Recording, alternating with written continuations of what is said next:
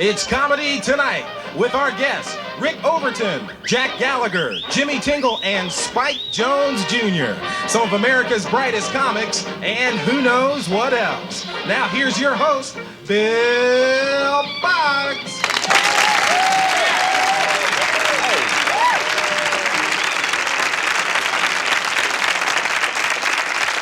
Spike Jones Jr. is here. And also back with us tonight is a comedian and an actor whose name is bound to become a household word. In fact, he even appeared in Beverly Hills Cop with, what's his name?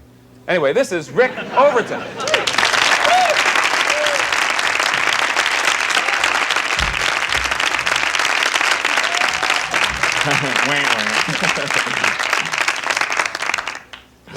Hi, thank you. Deja vu. Staying at a good New York hotel. It's a tough hotel. I'm not staying at the Ramada Inn. I'm staying at the Jake LaMotta Inn here in town. I go up to the desk. Hi, I'd like a room. Why, you being with my wife? You know the film. You add in your words. But, yeah, I go up into my room, and I don't know anybody in town. I'm stumbling around in my room with a fifth of scotch, you know, singing Tom Waits songs to myself. The piano has been drinking. And I notice, hanging off the doorknob inside the room for my convenience is a do not disturb sign, but I'm so blasted at this point, I'm going, oh, great. I can't even go out in the hallway now. What kind of tough hotel is this? Punch me in the face, lock me in, jeez. Who here has not been barged in on by a hotel maid? We've all had that little pleasure. You haven't had that little pleasure as of yet? Well, do you stay at hotels much? No further questions, Your Honor, your witness. That's probably why, because they like barging in on people, because it's boring being a hotel maid. They have to do little things to liven up the daily routine, like sneak in and catch you doing something. But they have to sneak up on you, so they develop that sort of special maid ninja technique, you know? She slinks down a rope outside your room. Two friends come on. Are you ready? See, you two? See, quick, shh. Got a special maid ninja keys.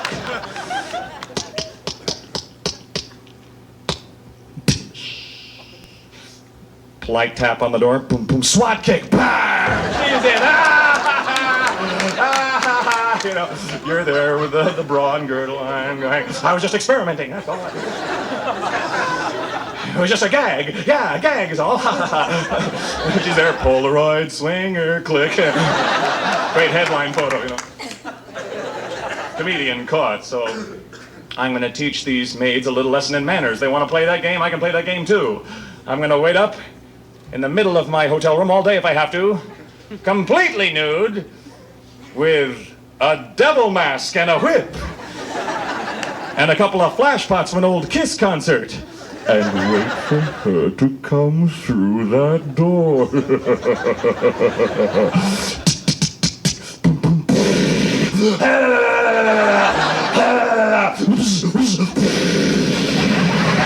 I can call back later. Okay.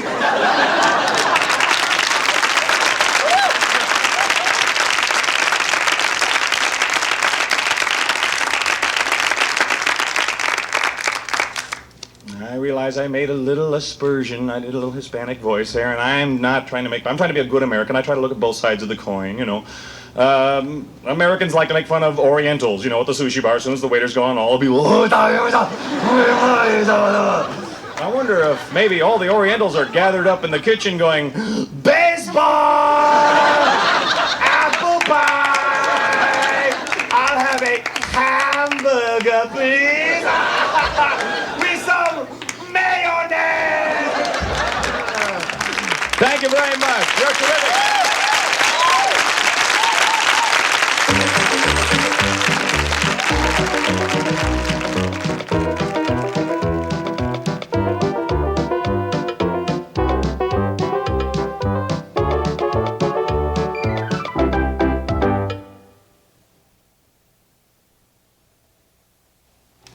All right, this next comedian used to be a teacher, so I want you to sit back in alphabetical order for Jack Gallagher. Thank you. Thanks very much. I was a teacher for a couple of years, just long enough to make me realize that I hate kids and don't want any of my own. No, I'm frankly, my wife wants kids now, and I'm afraid of them. I have to admit it. I'm afraid of little babies. Because whenever you hold a little baby, the mother comes with it to criticize your holding style. Do you know what I'm talking about? You'll be holding the baby, it's moving around, and she's saying, watch the back, watch his back, watch his neck, watch his neck, hold his head, watch his head, and the head's going. You need like a PhD in physics and a protractor to keep track of the kid's head. And I'm always so nervous with them, I feel like I'm going to be the first man in the history of civilization to snap a child in two. You ever feel that way? You're going to hold him, he's going to go, honey, we got a problem here, babe. And then they start to walk around, and that's confusing because it isn't walking. They don't even call it walking, they call it toddling. Toddling is a French word, means hit as much furniture as possible. You know why they have a physical hard time walking? Do you know why? Think about it now. How big are they when they start walking? 2 feet tall? How much of that 2 feet is head? A good 1.5 feet is head. They've got a giant sailboat on their shoulders. Any good gust of wind is like, whoa! So now we've decided to get a dog. We're going to get a dog instead of having kids. And we got into the biggest argument. We went shopping for a dog. Huge argument. My wife wants a poodle. And I won't own a poodle because I think they should be legal to hunt. I am so sick of poodles. And poodle owners saying to me, Pierre is an excellent watchdog. Hey, I bet he scares everybody, doesn't he? Whoa, look out, Pierre, you know. They're so nervous. They're afraid of their own shadow. I can't see them keeping people out of the yard. It's like, okay, you're going to have to leave the yard right away. I don't want to have to come out here again, I mean that.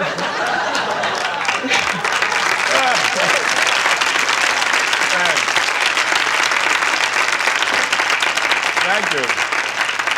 And I don't even hunt, so you know I have to feel strongly about this. I hate hunting. I don't mind if guys hunt big things, like bear or moose. Because if you hunt something big and you don't kill it, you just wing it, you're in some trouble. You know what I mean? They're going to be upset. You wing a bear, it's like...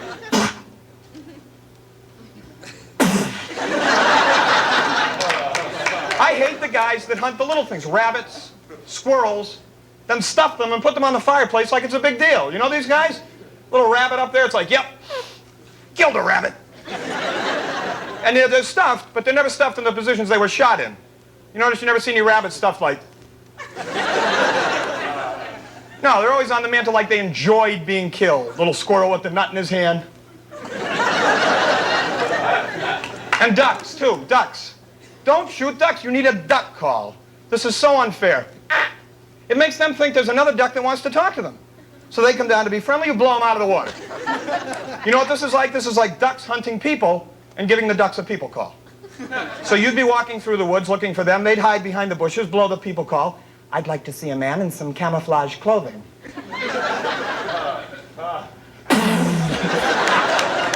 They'd have you on their fireplace at home. Thanks very much, you've been real nice. Thank you. Thanks, Bill. Thank you, Pat.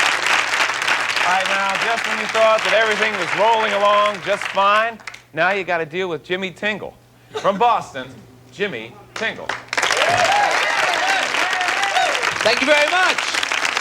Yes, from Boston, and a college graduate.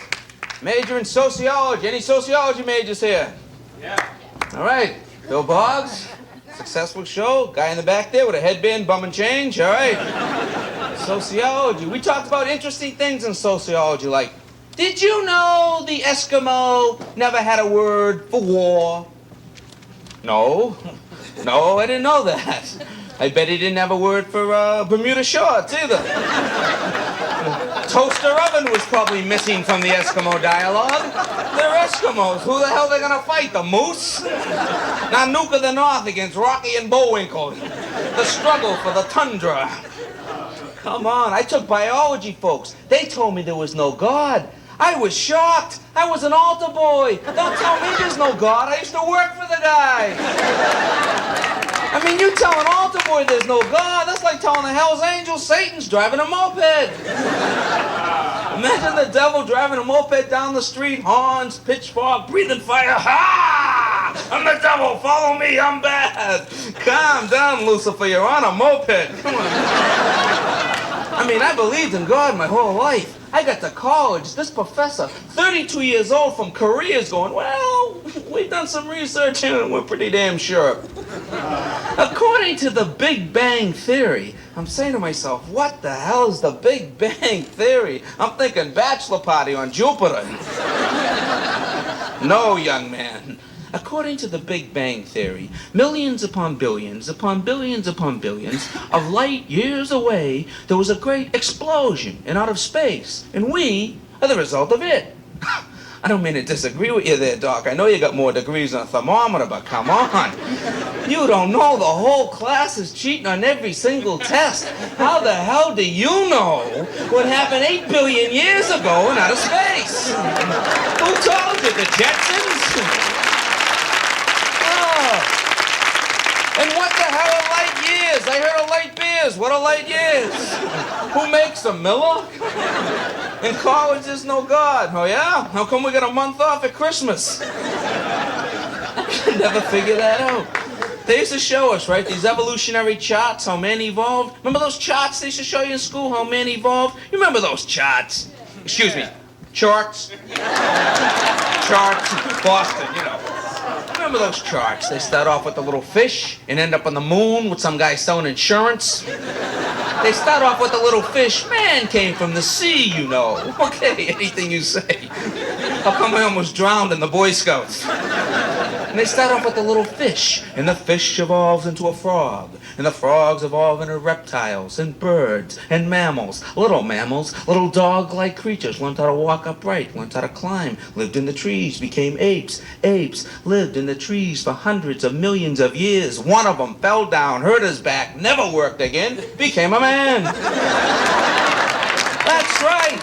That's right. And they had all kinds of men. Java man, Neanderthal man, Zinjanthropus man. And they evolved into like milkman, policeman, fireman, congressman, top man, bottom man, Batman, Superman, Ed McMahon.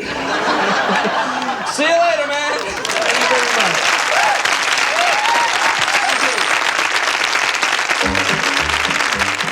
Coming up, a fan-to-son talk with Spike Jones Jr.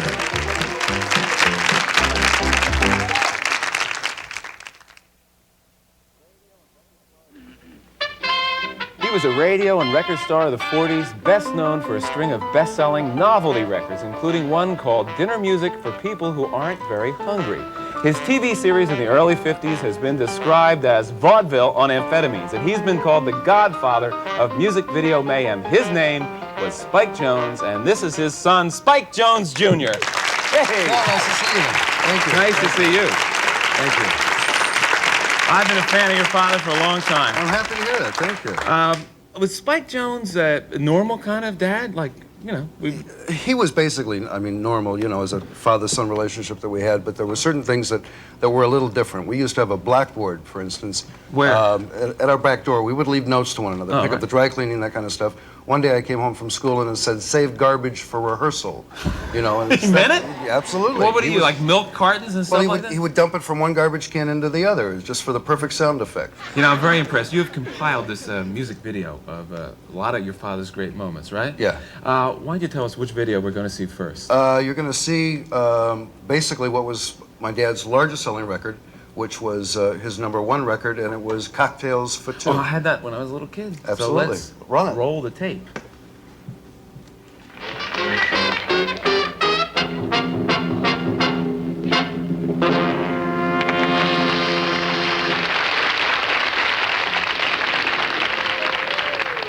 In some secluded rendezvous, like the avenue, someone sharing a delightful chat, cocktails for two.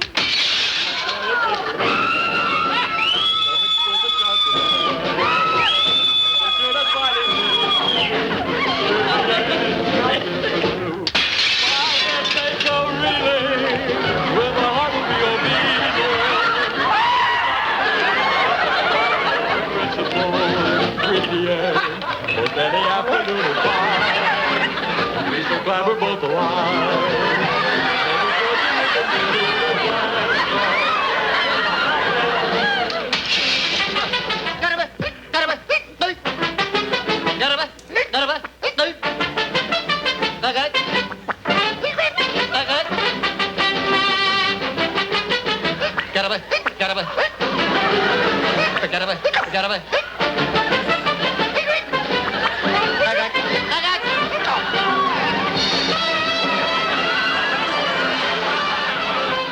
That was that, huh? That's bad.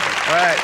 You know, if you analyze this, Spike Jones was really a predecessor to a whole kind of music video mania, right? I mean, I see elements of everything from Weird Al Yankovic in there to a little bit of David Lee Roth and so forth. That's right. It's a matter of fact, when I was coming out here to New York, David Lee Roth just purchased one of these tapes, which excites the hell out of me. That's great. You may see some of that on his next video. Or a new suit or something or whatever. You never know. What about another clip from the tape? This is probably one of the classic pieces that he has ever done on television, and it features a great performer by the name of Billy Barty. Now he's a little person, and he makes a couple movies. Absolutely. You know Billy Foul Barty? Play and everything else. He was with my dad for about 7 years, and this features him doing Liberace in I'm in the Mood for Love. Roll it.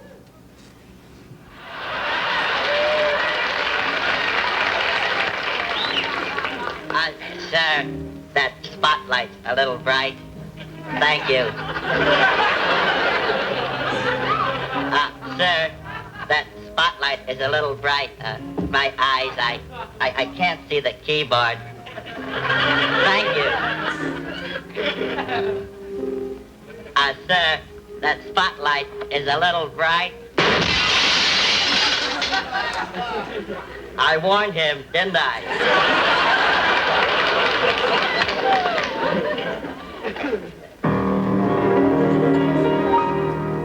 I'm in the mood for love, simply because you're near me. Honey, but when you're near me, I'm in the mood for love.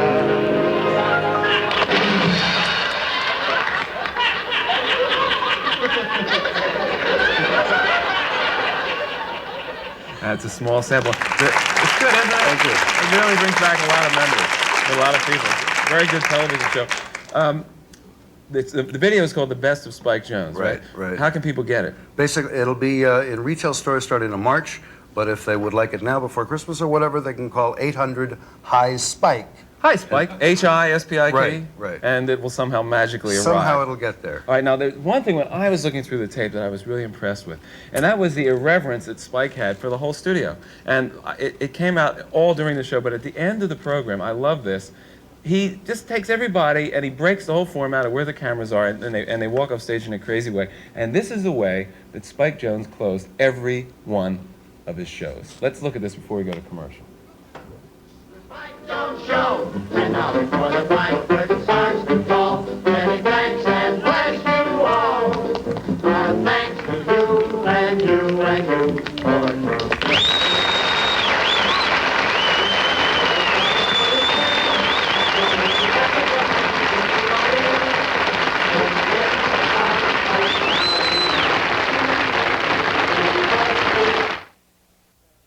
Thanks to our guest, Spike Jones Jr. Spike, thank you very much. And Jimmy Tingle, Rick Overton, Jack Gallagher, and our announcer, Mark McEwen. I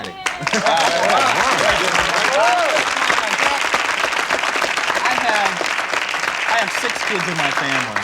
How many kids do you have in your family? 9. You got 9 kids? 9. Catholic? Of course. Hey, all right.